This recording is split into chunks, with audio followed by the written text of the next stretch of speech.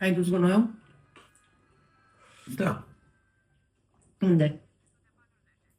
Unde? La Ghen. La care ghenul? Dă și mie sarea aia.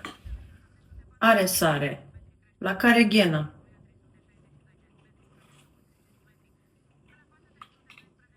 La aia de la 6. De ce la 6 la noi putea?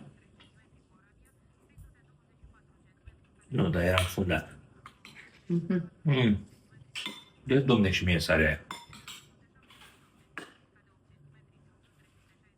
Te rog, nu știi să spui? Te rog, dă și mie sarea. Ia-o singur. Bărbatul știe că te culci cu ea? Bărbatul cui? Ăla de la 6. Unde nu pute ghena.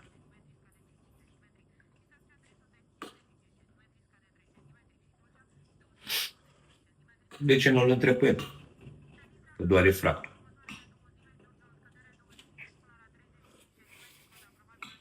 Nu-mi dai cu mie sarea aia? Felicitări, cum faci tu supa asta instant, nu o face nimeni. Mai fier tu apa. Ce joc e ăsta?